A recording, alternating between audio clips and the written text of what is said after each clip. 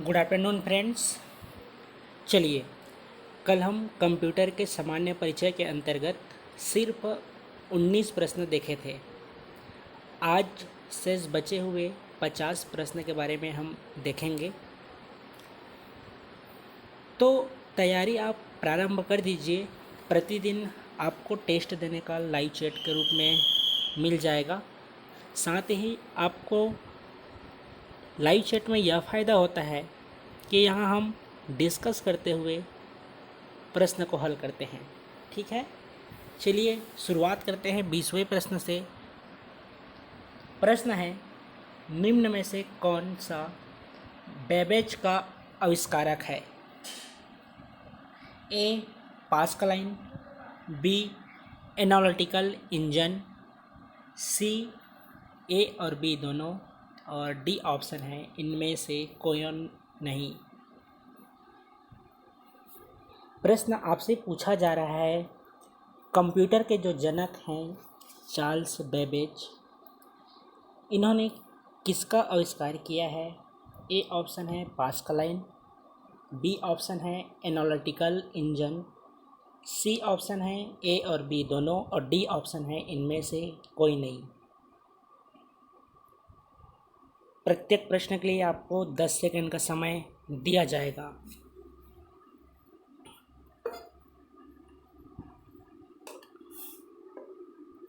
क्या होगा इसका आंसर? इसका आंसर होगा ऑप्शन बी एनालिटिकल इंजन। ठीक है, चार्ल्स बेबेज, जिसे कंप्यूटर का जनक कहा जाता है, इन्होंने इसका आविष्कार किया था। यदि आपको पता है कि कब इसका आविष्कार हुआ है तो कमेंट बॉक्स में बताइए या लाइव चैट में बताइए।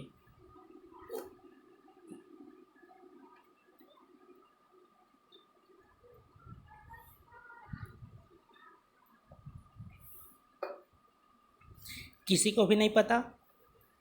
देखिए, 1837 में एनालिटिकल इंजन का आविष्कार किया गया था। इसी में यहाँ देखिए पास्कलाइन है, तो पास्कलाइन का आविष्कार 1642 ईस्वी में ब्लेज पास्कल के द्वारा किया गया था। ठीक है, तो ये आपके जब कंप्यूटर का इतिहास आप पढ़ते हैं तो इन सभी के आविष्कारक और क्या आविष्कार कब हुआ था इनके बारे में आप अध्ययन करते हैं।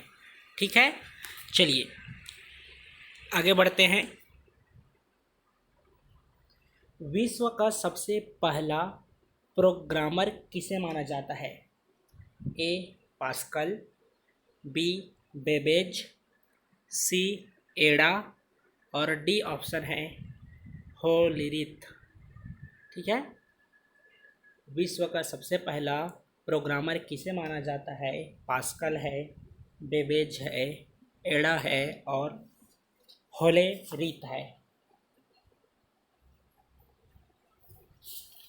चलिए बताइए, जिनको भी पता है इसका आंसर, आप लोगों का नाम भी लाइव चैट में बताते जाएगा कि इन्होंने पहला आंसर दिए हैं इनको।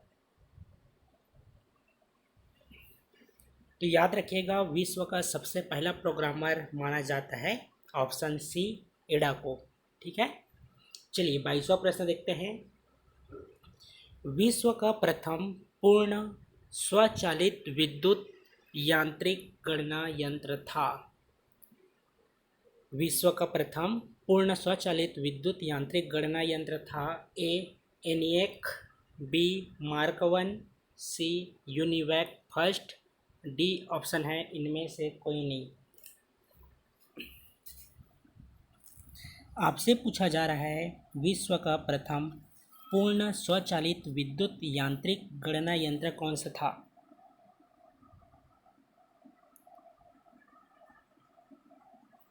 क्या हो जाएगा इसका आंसर?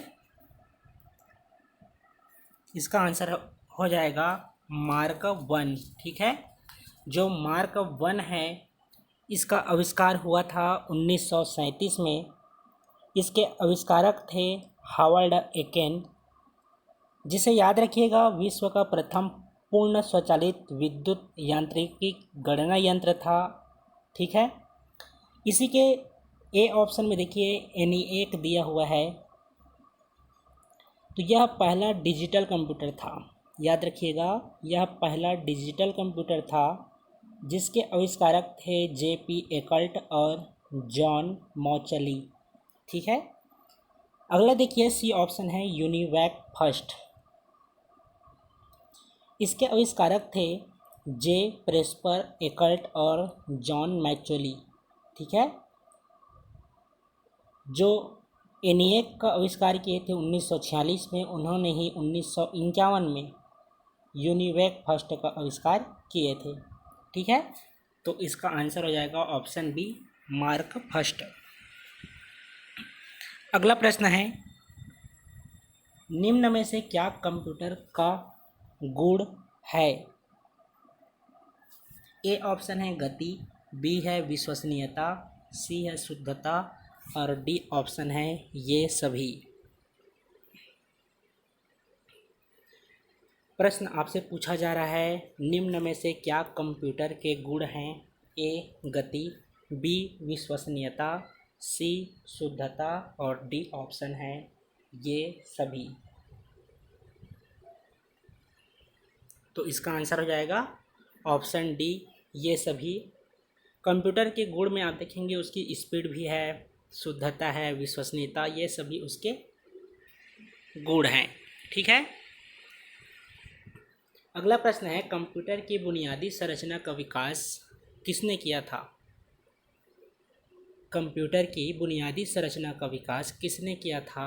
ए ऑप्शन है जॉन वान न्यूमैन, बी ऑप्शन है चार्ल्स बेबेज, सी ऑप्शन है ब्लेज पास्कल और डी ऑप्शन है गॉर्डन मूरे। बताइए, कंप्यूटर की बुनियादी संरचना का विकास किसने किया था? 4 विकल्प आपके सामने दिए हुए हैं। आंसर बताइए आप सभी, जिनको भी पता है, जितने भी लाइव चैट में जुड़े हुए हैं।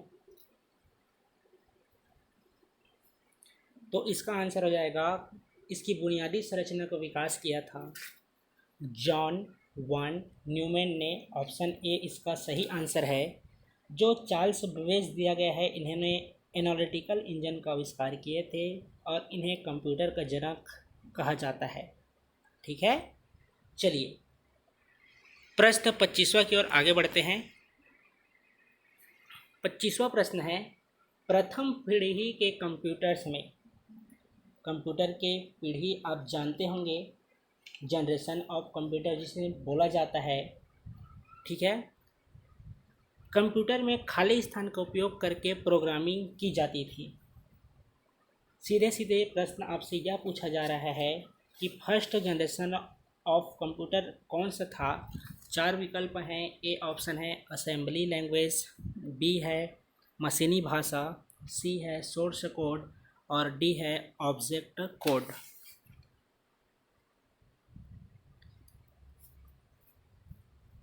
प्रथम पीढ़ी के कंप्यूटर्स में खाली स्थान का उपयोग करके प्रोग्रामिंग की जाती थी।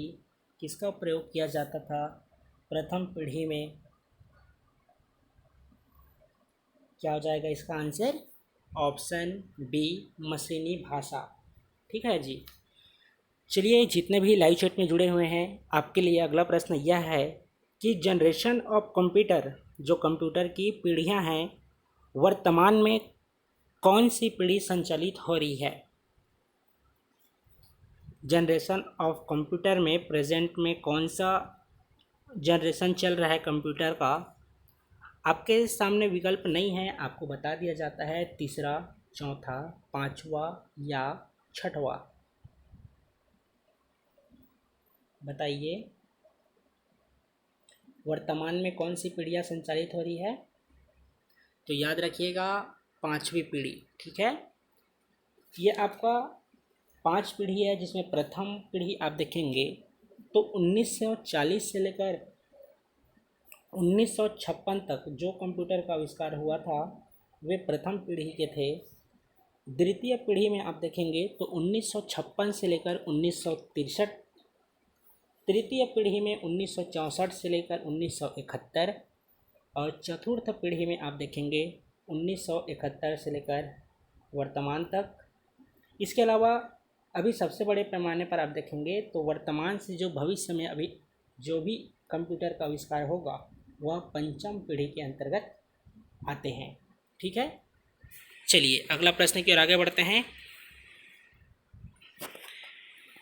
26वां प्रश्न देखिए, अभी तक कंप्यूटर की कुल कितनी पीढ़ियां अस्तित्व में आ चुकी है। अभी जिसके बारे में आपको बताया गया कि वे कौन से 5 पीढ़ी हैं, कौन से सन के अंतर्गत आते हैं। विकल्प हैं ए 3, बी 4, सी 5, डी ऑप्शन है 6।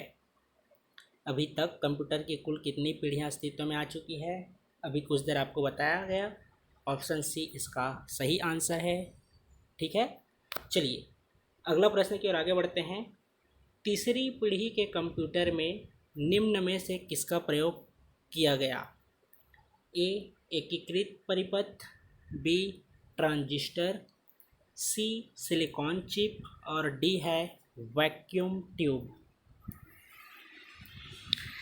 तीसरी पीढ़ी के कंप्यूटर में निम्न में से किसका प्रयोग किया गया। ए ऑप्शन है एकीकृत परिपथ, बी ऑप्शन है ट्रांजिस्टर, सी है सिलिकॉन चिप और डी ऑप्शन है वैक्यूम ट्यूब। तो इसका आंसर क्या हो जाएगा, ऑप्शन ए एकीकृत परिपथ। ठीक है, इसको याद रखिएगा, ये एग्ज़ाम में पूछा गया प्रश्न है। चलिए अगला प्रश्न देखते हैं। माइक्रोचिप का प्रयोग खाली स्थान से शुरू हुआ। माइक्रोचिप का प्रयोग कौन सी पीढ़ी में शुरू हुआ है। दूसरी पीढ़ी, तीसरी पीढ़ी, चौथी पीढ़ी या पांचवी पीढ़ी।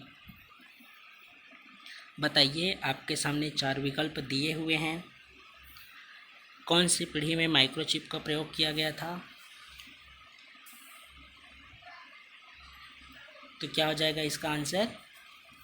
इसका आंसर हो जाएगा ऑप्शन सी चौथी पीढ़ी। ठीक है, तो ये आप याद रखिएगा, कंप्यूटर के जनरेशन से भी क्वेश्चन पूछे जाते हैं।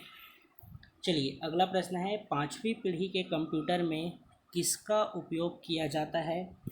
ए डेटाबेस, बी आर्टिफिशियल इंटेलिजेंस, सी ऑनलाइन सिस्टम, डी है इंजीनियरिंग डिजाइन। प्रश्न एक बार और रिपीट करता हूँ। पांचवी पीढ़ी के कंप्यूटर में किसका उपयोग किया जाता है। ए डेटाबेस, बी आर्टिफिशियल इंटेलिजेंस, सी ऑनलाइन सिस्टम और डी ऑप्शन है इंजीनियरिंग डिजाइन।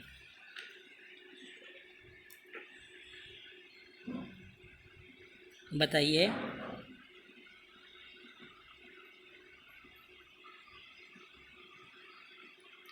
किसका उपयोग किया जाता है पांचवी पीढ़ी में। तो इसका आंसर हो जाएगा option B artificial intelligence. Revise करा देते हैं आप सभी का। देखिए होता क्या है, प्रथम पीढ़ी में वैज्ञानिक या व्यापार सिस्टम का प्रयोग किया जाता था। किसमें, फर्स्ट जनरेशन ऑफ कंप्यूटर में। सेकंड जनरेशन ऑफ कंप्यूटर में देखेंगे तो यहाँ इंजीनियरिंग डिज़ाइन का प्रयोग किया जाता था।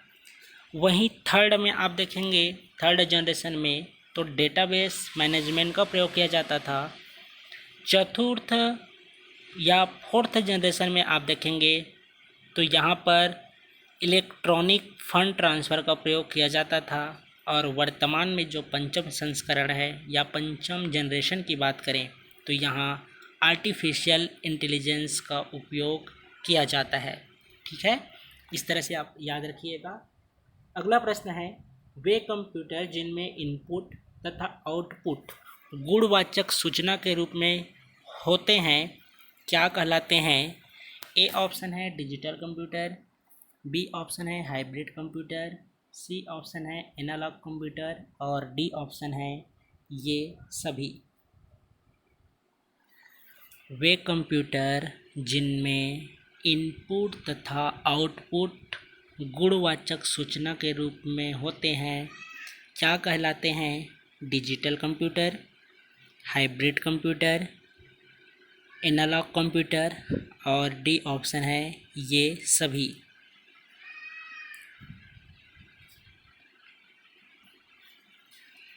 क्या हो जाएगा जी इसका आंसर? इसका आंसर हो जाएगा ऑप्शन सी, एनालॉग कंप्यूटर। ठीक है, देखिए होता क्या है, जो कंप्यूटर है इसे उसके वर्क के आधार पर अर्थात कार्य के आधार पर तीन प्रकार से बांटा जाता है। एक है एनालॉग कंप्यूटर, दूसरा है डिजिटल कंप्यूटर और तीसरा है हाइब्रिड कंप्यूटर। जबकि इसी को आप आकार के आधार पर देखेंगे अर्थात साइज़ के आधार पर देखेंगे तो कंप्यूटर को चार भागों में बांटा जाता है। एक है माइक्रो कंप्यूटर, दूसरा है मिनी कंप्यूटर, तीसरा है मेनफ्रेम कंप्यूटर और चौथा होता है सुपर कंप्यूटर। तो इस तरह से साइज़ के आधार पर चार, वर्क के आधार पर तीन और उद्देश्य के आधार पर भी इसे आप देखेंगे दो भागों में बांटा जाता है। एक तो होता है सामान्य उद्देश्य और दूसरा होता है विशिष्ट उद्देश्य। जिस तरह से हिंदी में प्रश्न पूछे जाते हैं उसी तरह यहाँ पर भी आकार या साइज़ के आधार पर प्रश्न पूछ लिए जाते हैं, तो इसको भी आप याद रखिएगा। ठीक है, मेरे क्लास में अर्थात जब मैं क्वेश्चन सॉल्व कराते रहता हूँ तो आप पेन कॉपी भी अपने पास रख सकते हैं, जो एक्स्ट्रा बात बताया जाता है आप लिख सकते हैं। चलिए अगला प्रश्न है, एनालॉग तथा डिजिटल कंप्यूटर की विशेषताओं के संयुक्त रूप को क्या कहते हैं? ये प्रश्न हम कल भी देखे थे। ए ऑप्शन है hybrid computer, B digital computer, C analog computer और डी ऑप्शन है सुपर कंप्यूटर। मेरे हिसाब से जितने ऑनलाइन हैं अर्थात लाइव चैट में जुड़े हुए हैं किन्हीं का भी गलत नहीं होना चाहिए यह प्रश्न। बताइए एनालॉग तथा डिजिटल कंप्यूटर की विशेषताओं के संयुक्त रूप को क्या कहते हैं? चार विकल्प आपके सामने दिए हुए हैं, तो इसका आंसर क्या होगा? इसका आंसर हो जाएगा ऑप्शन ए, हाइब्रिड कंप्यूटर। ठीक है, इसको याद रखिएगा। देखिए वही प्रश्न पूछा गया जो भी बात किए हैं। आकार के अनुसार सबसे छोटा कंप्यूटर कौन सा होता है? चार दिए हुए हैं, micro computer, mini computer, mainframe computer, super computer. चलिए बताइए, जो साइज़ के आधार पर कंप्यूटर को चार वर्गीकृत किया गया है इसमें सबसे छोटा कंप्यूटर कौन सा है?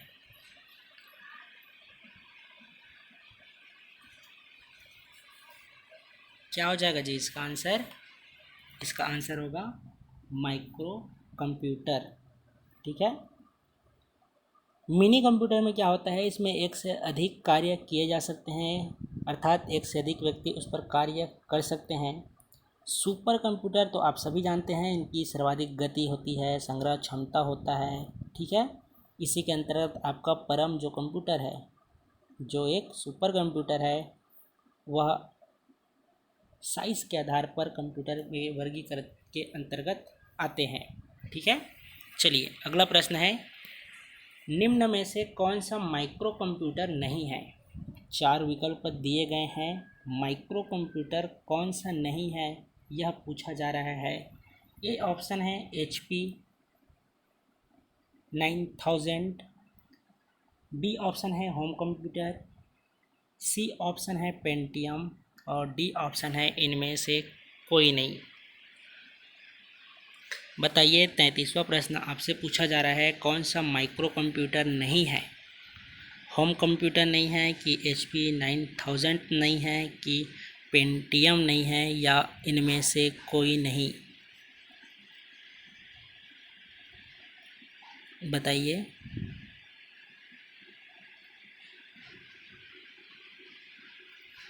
देखिए होता क्या है, माइक्रो कंप्यूटर के अंतर्गत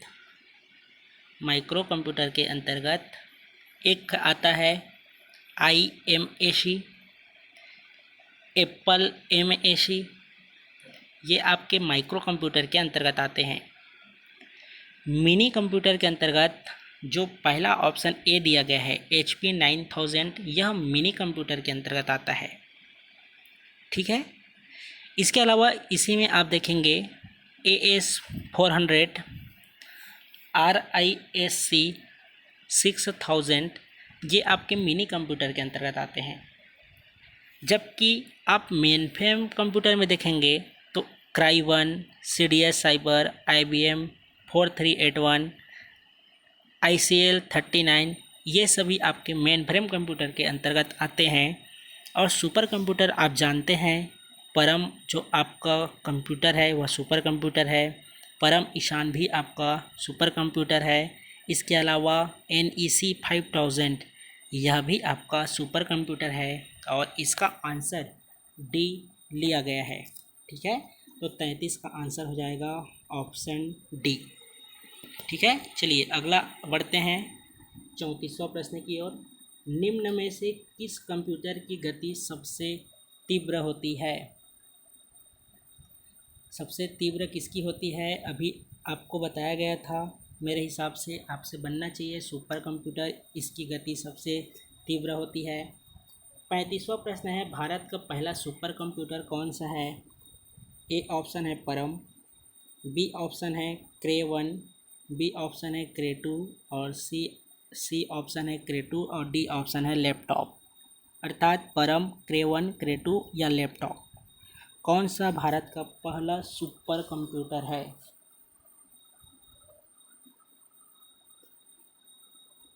बताइए।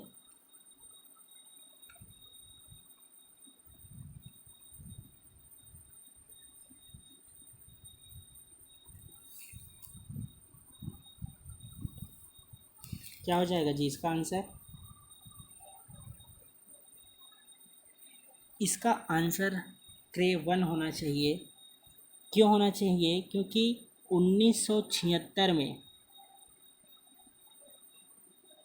1976 में विश्व का प्रथम सुपर कंप्यूटर क्रे 1 है। देखिए यहाँ खुद आप कंफ्यूज हो गए हैं, तो याद रखिएगा, मेरे बोलने से नहीं, आप अपने भी माइंड का ध्यान आकर्षित कीजिए, केंद्रित कीजिए। जो क्रे 1 है वह विश्व का पहला सुपर कंप्यूटर है। और यहाँ आपसे पर्टिकुलर भारत के बारे में पूछा जा रहा है, तो भारत का पहला सुपर कंप्यूटर कौन सा है?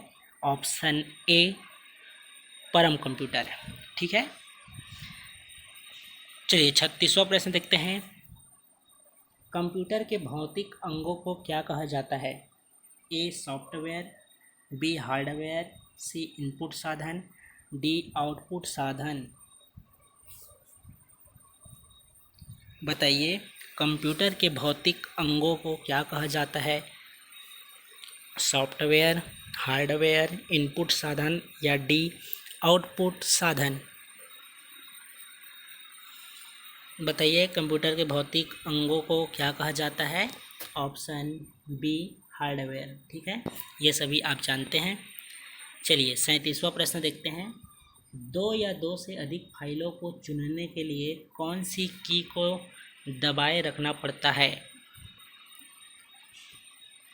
दो या दो से अधिक फाइलों को चुनने के लिए कौन सी की को दबाए रखना पड़ता है? ए ऑप्शन है कंट्रोल, बी ऑप्शन है ऑल्ट, सी ऑप्शन है शिफ्ट और डी ऑप्शन है टैब। बताइए, दो या दो से अधिक फाइल को चुनने के लिए कौन सी की का प्रयोग किया जाता है? इसका आंसर हो जाएगा कंट्रोल। ठीक है, चलिए 38वां क्वेश्चन है। जो कीबोर्ड होते हैं, ठीक है, क्यूएलटी कीबोर्ड में कुल कितनी कुंजियां होती हैं? आपको बताना है। 4 विकल्प दिए गए हैं, 108, 105, 104 या 106। ये प्रश्न आपके एग्ज़ाम में पूछे हुए हैं कि कीबोर्ड में कितनी कुंजियां होती हैं, और ये आपको पता होना चाहिए, क्योंकि सामान्य प्रश्न पूछे जाते हैं व्यापम में, या आप जिसकी भी एग्ज़ाम की तैयारी कर रहे हैं। ठीक है, तो याद रखिएगा, इसमें कुंजियों की संख्या होती है 104। अगले प्रश्न की ओर आगे बढ़ते हैं। निम्नलिखित में से संयोजन कुंजी किसे कहते हैं? ए ऑप्शन है ऑल्ट कुंजी, बी ऑप्शन है शिफ्ट कुंजी, सी ऑप्शन है एंटर कुंजी और डी ऑप्शन है पेज अप कुंजी। निम्नलिखित में से संयोजन कुंजी किसे कहते हैं? ऑल्ट कुंजी, शिफ्ट कुंजी, एंटर कुंजी या पेज अप कुंजी? बताइए, आपके सामने 4 विकल्प दिए गए हैं। तो संयोजन कुंजी किसे कहा जाता है? ऑप्शन बी, शिफ्ट कुंजी। ठीक है, इसको याद रखिएगा। 40वां प्रश्न है, निम्न में से कौन सा कर्सर कंट्रोल कुंजी नहीं है? 40वां प्रश्न है, निम्न में से कौन सा कर्सर कंट्रोल कुंजी नहीं है? ए ऑप्शन है home, B end, C option है मेज मूव और डी ऑप्शन है पेज डाउन। निम्न में से कौन सा कर्सर कंट्रोल कुंजी नहीं है? तो याद रखिए option C, page move. Page move आपका कर्सर कंट्रोल कुंजी नहीं है। बाकी आपके जो 3 विकल्प बच जाते हैं यह कर्सर कंट्रोल कुंजी है। ठीक है, चलिए 41वां प्रश्न देखते हैं। कुल 70 प्रश्न हैं। स्टार्ट मेन्यू खोलने के लिए किस कुंजी का प्रयोग किया जाता है? ए है विंडोज़, बी है टैब, सी है एंटर, डी है कंट्रोल। सभी बताइए लाइव चैट में जितने लोग जुड़े हुए हैं। स्टार्ट मेन्यू खोलने के लिए किस कुंजी का प्रयोग किया जाता है? ए ऑप्शन है विंडोज़, बी है टैब, सी है एंटर, डी है कंट्रोल।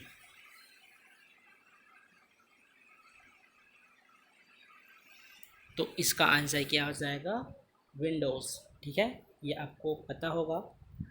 42वां प्रश्न देखिए, निम्नलिखित में से कौन सा पॉइंटिंग डिवाइस है? निम्नलिखित में से कौन सी पॉइंटिंग डिवाइस है? ए ऑप्शन है माउस, बी है कीबोर्ड, सी है बारकोड रीडर, डी है स्कैनर। निम्नलिखित में से कौन सी पॉइंटिंग डिवाइस है? आपके सामने 4 विकल्प दिए गए हैं। तो इसका आंसर क्या हो जाएगा? पॉइंटिंग डिवाइस किसे कहा जाता है? बताइए आप सभी, पॉइंटिंग डिवाइस किसे कहा जाता है? तो याद रखिएगा, पॉइंटिंग डिवाइस कहा जाता है माउस को, जिसे आप हाथ में पकड़कर चलाते हैं। याद रखिएगा, यह एक इनपुट युक्ति होता है जो किससे से जुड़ा रहता है? बताइए किससे जुड़ा रहता है? याद रखिएगा, यह सीपीयू से जुड़ा रहता है, जिसका प्रयोग मॉनिटर पर कर्सर को कंट्रोल करने के लिए किया जाता है। ठीक है, जो कीबोर्ड होता है, कीबोर्ड, इसमें आप देखेंगे जो अभी हम देखे हैं 104, उसमें कुंजियाँ पाए जाते हैं, जिसमें विंडोज़ होता है, विंडोज़ कुंजी है, स्पेस बार होता है, ऑल्ट कुंजी, मेन्यू कुंजी। इन सभी के बारे में आप बेसिक अगर कंप्यूटर चलाते होंगे तो आपको पता होगा। ठीक है, चलिए 43वां प्रश्न देखिए, निम्न में से कौन सा स्कैनर का प्रकार है? 4 विकल्प हैं, hand held scanner, flat bed scanner, drum scanner और डी ऑप्शन है ये सभी। प्रश्न पूछा जा रहा है कि कौन सा स्कैनर का प्रकार है। 4 विकल्प दिए गए हैं, बड़े ध्यान से देखिए। स्कैनर, 3 विकल्प, चौथा उपरोक्त सभी। तो यदि आप पढ़े होंगे तो आपको पता होगा कि टाइप्स ऑफ स्कैनर के अंतर्गत 3 प्रकार के होते हैं जो विकल्प में दिए गए हैं। जैसे कि हैंड हेल्ड स्कैनर है, जिसका आकार आप देखेंगे काफ़ी छोटा होता है, जिसे आप आसानी से हाथ में रखकर डॉक्यूमेंट का स्कैन कर सकते हैं। दूसरा देखिए फ्लैट बेड स्कैनर है, ये बड़े होते हैं, साथ ही आप देखेंगे उच्च गुणवत्ता वाले तथा महंगे होते हैं। तीसरा आपका है ड्रम स्कैनर, इसका साइज़ आप देखेंगे तो मीडियम प्रकार के होते हैं, जिसमें जिस तरह एक ड्रम होता है उसी तरह एक घूमने वाला ड्रम होता है, जिसमें पेपर को आप जैसे ही स्कैन में करते हैं, इनपुट देते हैं, तो वह जो ड्रम लगा रहता है वह स्कैन करके उस मशीन की तरह कार्य करता है और आपको स्कैन प्राप्त हो जाता है। ठीक है, तो इसका आंसर हो जाएगा ऑप्शन डी, ये सभी। 44वां प्रश्न देखिए, कंप्यूटर पर वीडियो गेम खेलने के लिए प्रायः किस युक्ति का उपयोग नहीं किया जा सकता? ये प्रश्न पूछा गया है। कंप्यूटर पर वीडियो गेम खेलने के लिए प्रायः किस युक्ति का उपयोग नहीं किया जाता? ए ऑप्शन है माउस, बी ऑप्शन है जॉयस्टिक, सी है माइक्रोफोन और डी ऑप्शन है इनमें से कोई नहीं। आप पूरा कंप्यूटर का टेस्ट सीरीज़ आप इसी से दे सकते हैं और लगातार आप सॉल्व करते हैं तो इससे प्रश्न बाहर नहीं जाएगा। आप एग्ज़ाम दे के जब कभी भी एग्ज़ाम होता है तो आप खुद एनालिसिस कर सकते हैं। ठीक है, तो बताइए कौन सी युक्ति है जिस पर आप वीडियो गेम खेलने के लिए प्रयोग नहीं करते हैं? 4 विकल्प दिए गए हैं, तो याद रखिएगा माइक्रोफोन। ठीक है, चलिए 45वां प्रश्न देखते हैं।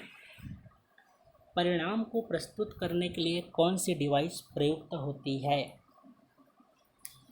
परिणाम को प्रस्तुत करने के लिए कौन सी डिवाइस प्रयुक्त होती है? ए ऑप्शन है इनपुट, बी ऑप्शन है कंट्रोल, सी ऑप्शन है मेमोरी और डी ऑप्शन है आउटपुट। ठीक है, आउटपुट। परिणाम को प्रस्तुत करने के लिए आउटपुट डिवाइस का प्रयोग किया जाता है।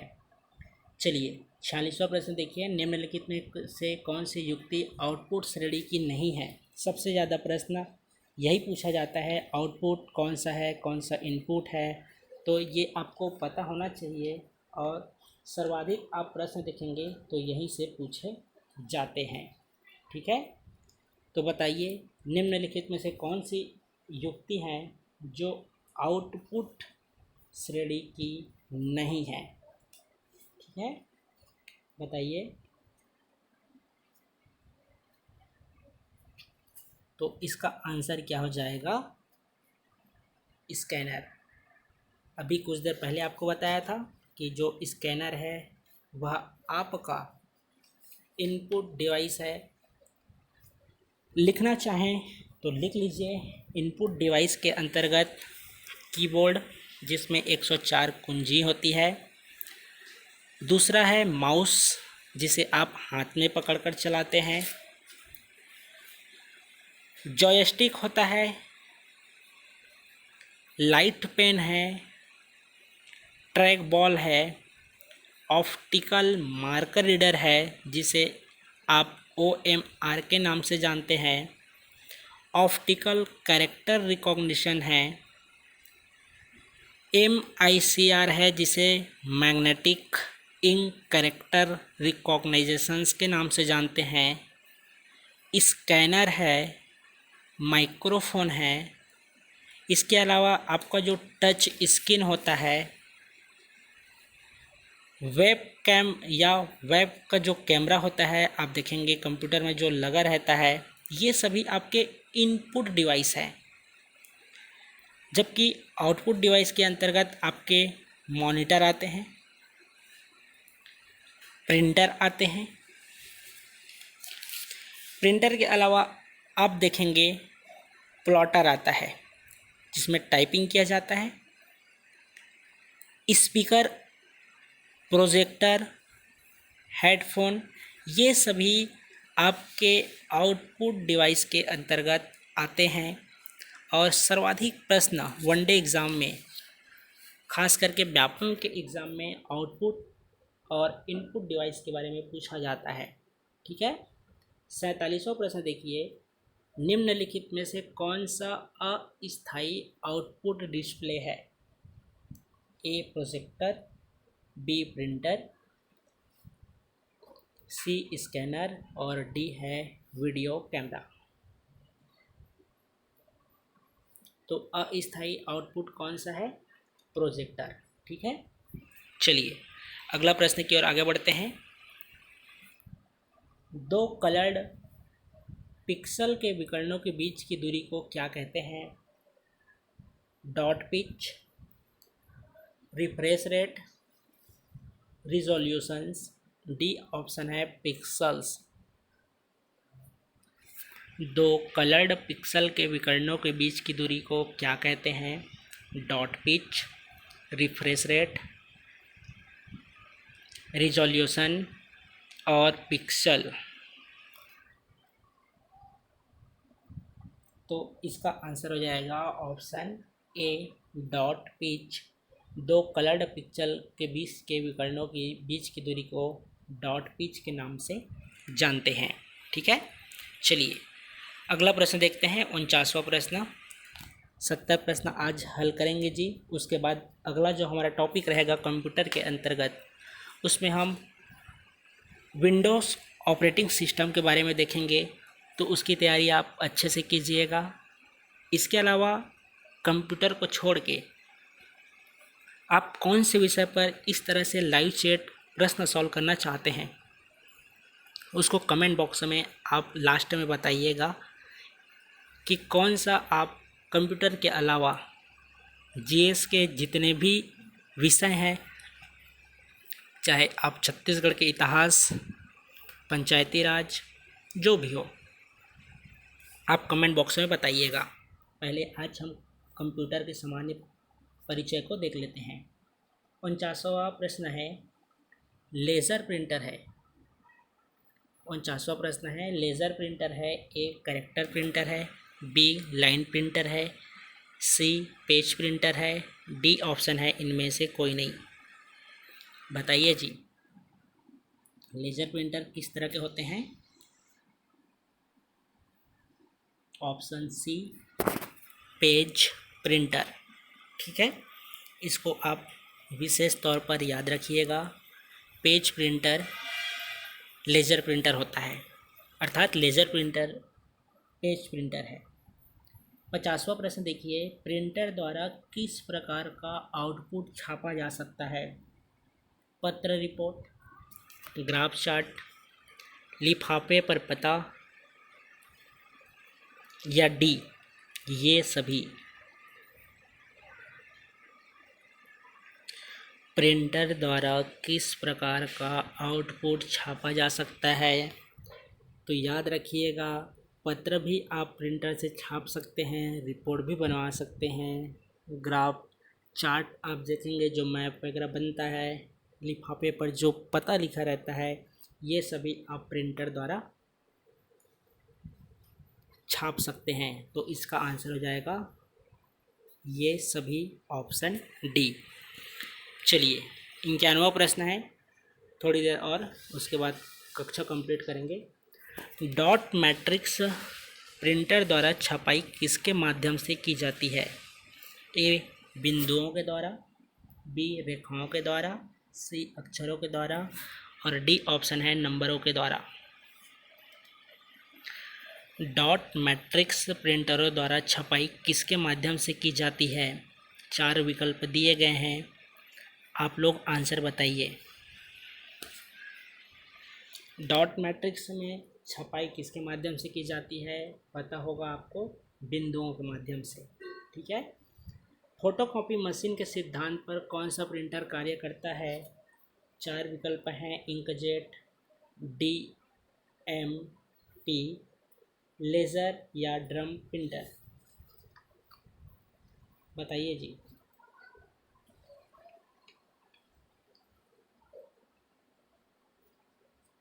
इसका आंसर क्या हो जाएगा? Laser printer, option C. ये आप ड्रम प्रिंटर है, डीएमएफ है, ये सब आप जानते हैं कि नहीं जानते जी? देखिए होता क्या है, जो प्रिंटर है आउटपुट युक्ति है, ये आप जानते हैं। इसके भी 2 प्रकार होते हैं, एक तो होता है इम्पैक्ट कंप्यूटर अर्थात इम्पैक्ट प्रिंटर होता है, और दूसरा होता है नॉन इम्पैक्ट प्रिंटर। कौन कौन सा? एक है इम्पैक्ट प्रिंटर, दूसरा है नॉन इम्पैक्ट प्रिंटर। तो इम्पैक्ट प्रिंटर के अंतर्गत आपका डॉट मैट्रिक्स प्रिंटर है, लाइन प्रिंटर है, ड्रम प्रिंटर है, इसके अलावा डेज़ी व्हील प्रिंटर, ये आपके इम्पैक्ट प्रिंटर के अंतर्गत आते हैं। वहीं नॉन इम्पैक्ट प्रिंटर में आप देखेंगे, एक तो थर्मल प्रिंटर है, लेज़र प्रिंटर है, इंकजेट प्रिंटर है, इसके अलावा आपके इलेक्ट्रोमैग्नेटिक होता है, इलेक्ट्रोस्टैटिक प्रिंटर है, ये आपके नॉन इम्पैक्ट प्रिंटर के अंतर्गत आते हैं। ठीक है, पता नहीं होगा तो आप एक बार और वीडियो देख के लिख लीजिएगा। चलिए 53वां प्रश्न है, रोम में उपस्थित प्रोग्राम खाली स्थान कहलाते हैं। ए ऑप्शन है बायोस, बी है यूनिट, सी है रैम, डी ऑप्शन है प्रोसेसर। तो रोम में उपस्थित जो प्रोग्राम है उसे किस नाम से जानते हैं? ऑप्शन ए बायोस के नाम से। ठीक है, तो इसको आप याद रखिएगा। 54वां प्रश्न देखिए, रोम में कंप्यूटर निर्माण के समय ही खाली स्थान संग्रहित कर दिए जाते हैं।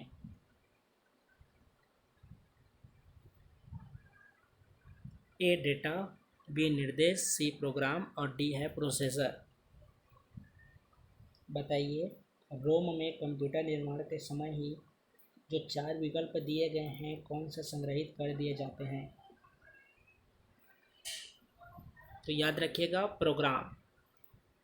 तो कंप्यूटर के अंतर्गत जो कंप्यूटर निर्माण है उसमें प्रोग्राम को संग्रहित कर दिए जाते हैं।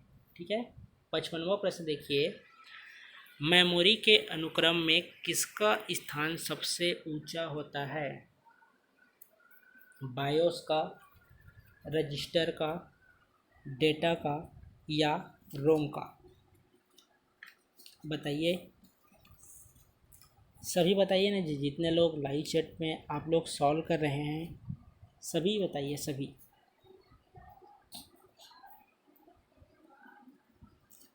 आप लोग समझते तो है ना, रैम, रोम। नहीं समझते होंगे तो किसी दिन कंप्यूटर का क्लास ले लेंगे, आप लोग बताइएगा। अगर कंप्यूटर का क्लास चाहते होंगे तो आयोजित कर सकते हैं। तो इसका आंसर हो जाएगा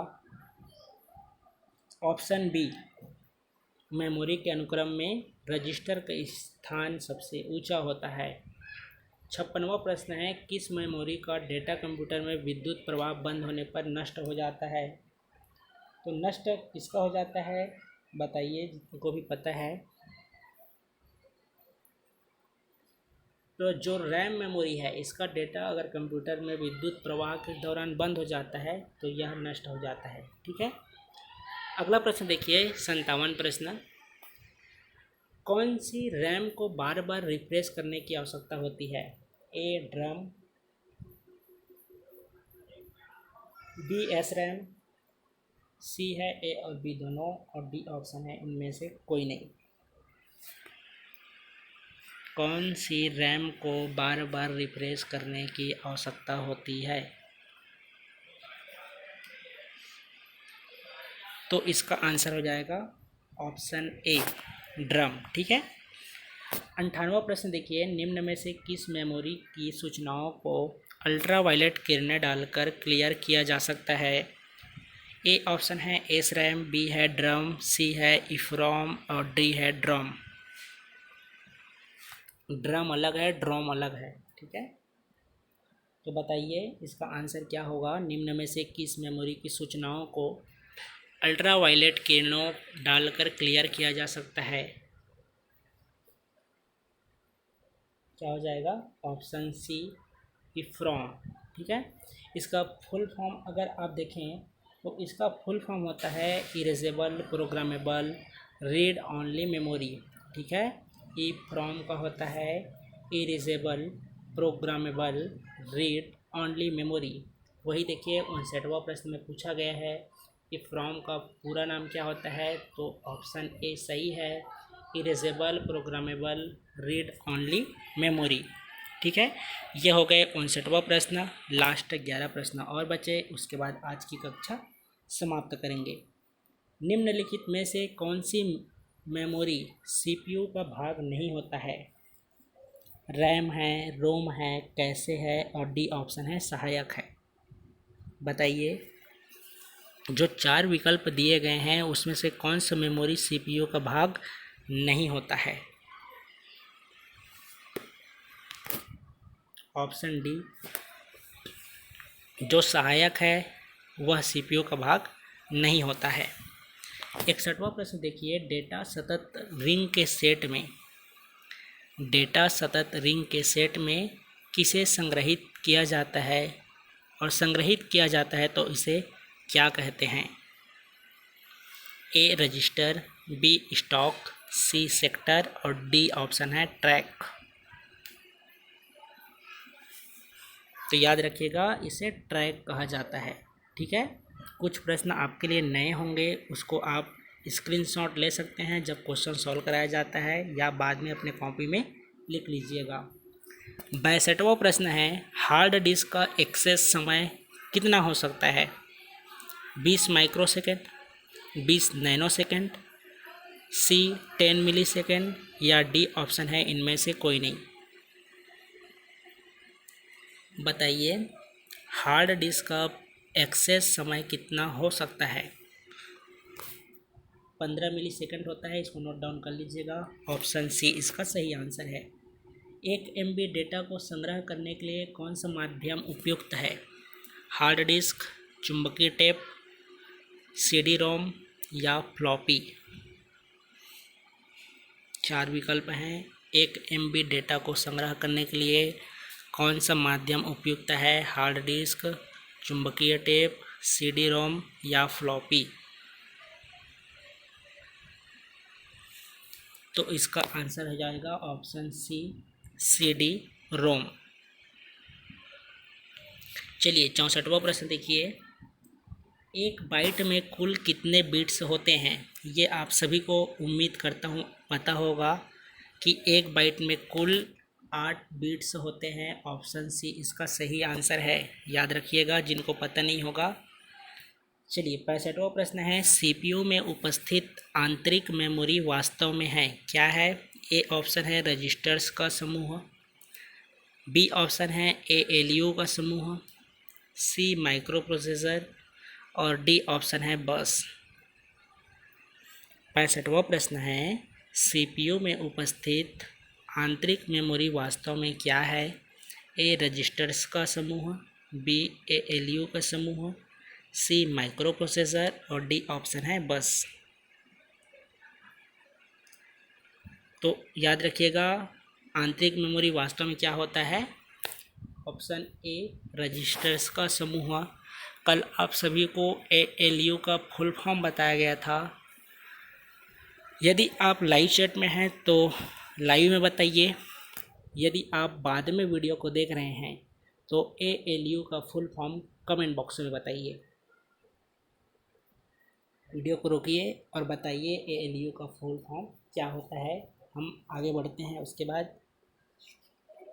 उम्मीद करता हूँ आप सभी कल का वीडियो देखे होंगे, या नहीं भी देखे होंगे तो आपको पता होगा। ठीक है, बताइएगा कमेंट बॉक्स में। 66वां प्रश्न है, बिट्स का एक समूह जो कंप्यूटर को किसी विशेष कार्य करने को कहता है वह क्या कहलाता है?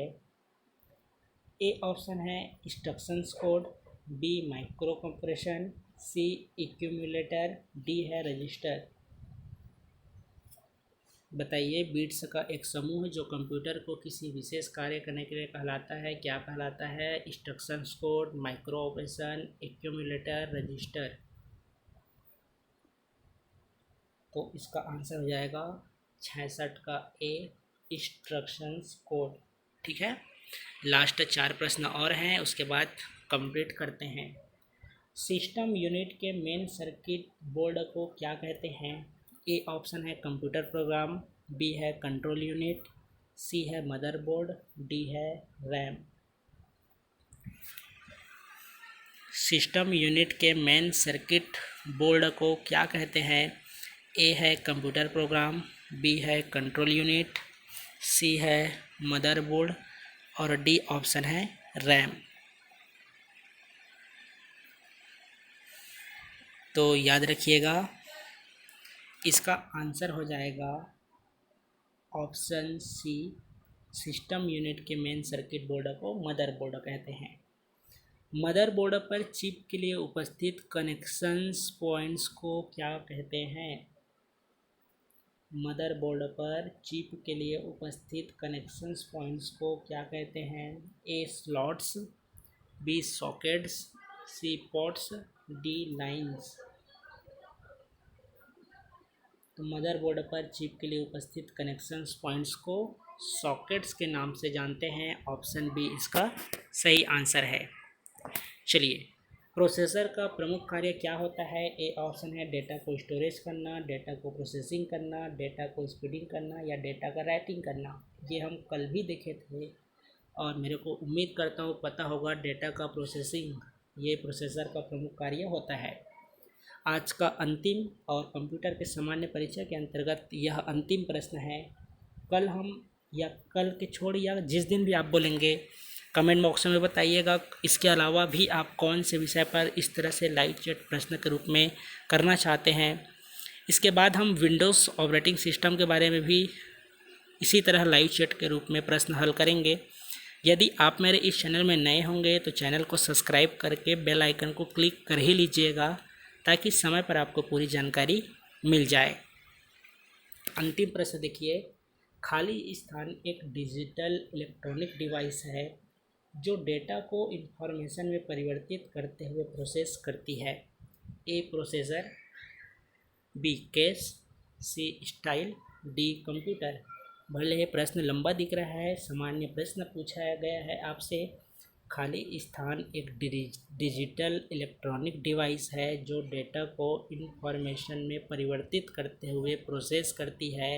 अभी आप देखे हैं डेटा का प्रमुख कार्य होता है डेटा का प्रोसेसिंग करना, तो इसका आंसर हो जाएगा ऑप्शन ए प्रोसेसर। ठीक है, तो इस तरह से आपके 17 प्रश्न समाप्त होते हैं। ठीक है, तो ये रहा आपका व्यापम हो या आप जिस भी सेक्टर की तैयारी कर रहे होंगे कंप्यूटर से संबंधित जहाँ भी प्रश्न पूछे जाते हैं, तो आप 70 प्रश्न 2 भाग में हैं, आप देख लीजिएगा। अगर कल का वीडियो नहीं देखे होंगे तो उसका लिंक डिस्क्रिप्शन में भी डाल दिया गया है। ठीक है, तो चलिए फिर कमेंट बॉक्स में बता दीजिएगा। आपसे एक ALU का फुल फॉर्म पूछा गया है। इसके अलावा भी आप कौन से विषय पर इस तरह से लाइव चैट करना चाहते हैं इसके बारे में भी बताइएगा। और जिनका प्रीलिम्स क्वालिफाई हो गया है या प्रीलिम्स पढ़ लिए हैं और मेंस का तैयारी कर रहे होंगे तो आप मेरे हिसाब से मेंस आंसर राइटिंग ज़रूर कीजिएगा। इससे आपकी सोचने और लिखने समझने की जो कला है वह विकसित होती है जब आप मेंस आंसर राइटिंग करते हैं तो। ठीक है, अधिक जानकारी के लिए व्हाट्सएप में आप SMS या कॉल कर सकते हैं। इसके अलावा यदि मेरे निःशुल्क व्हाट्सएप ग्रुप में ज्वाइन करना चाहते होंगे तो डिस्क्रिप्शन में मेरा नंबर दिया गया है, वहाँ से भी आप ज्वाइन कर सकते हैं।